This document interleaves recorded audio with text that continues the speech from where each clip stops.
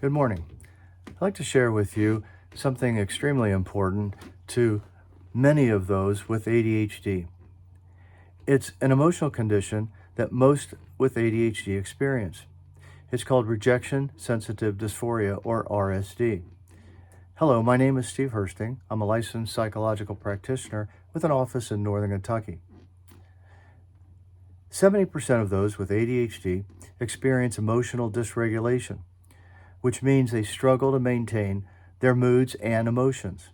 This in turn leads to extreme emotional pain and emotional sensitivity, which is triggered by perceptions, not necessarily the reality of a sense of failure, falling short, or failing to meet their own high expectations or the perception of the expectations others have of them.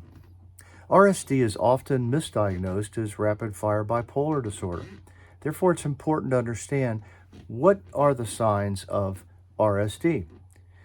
Well, first, being diagnosed with ADHD, as I said before, is 70% chance that you will have RSD.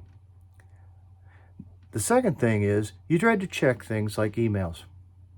The fear that somebody will say something negative, that you'll have done something wrong or incorrect, leads you to have this apprehension about opening an email, particularly if it's from a certain person.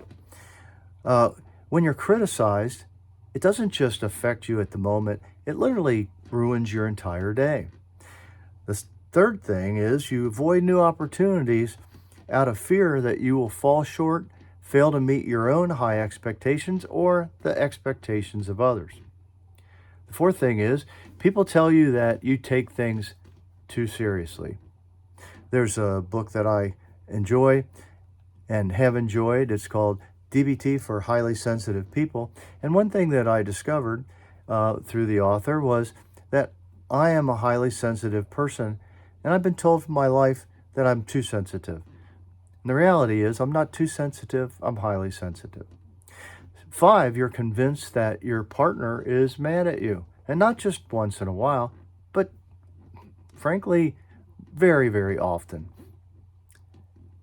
You ruminate over embarrassing moments that may have happened years ago. You frequently think about those times.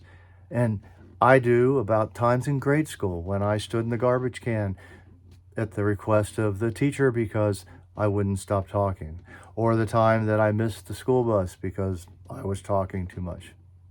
So over the years, those things continue to I continue to ruminate over them. So the triggers can be the simplest things. A look when we do or say something. It may not even be related to our actions at all.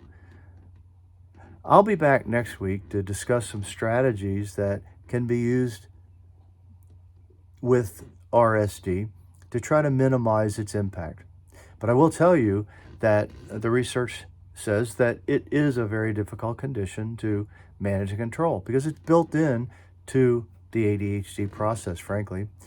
So for now, I do want to thank you for listening and remind you to check out my book, Maintaining the Truth, a parent and caregiver's guide to helping children and adolescents with various disorders to accept their gifts.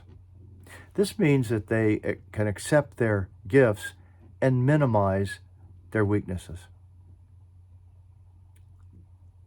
Thank you.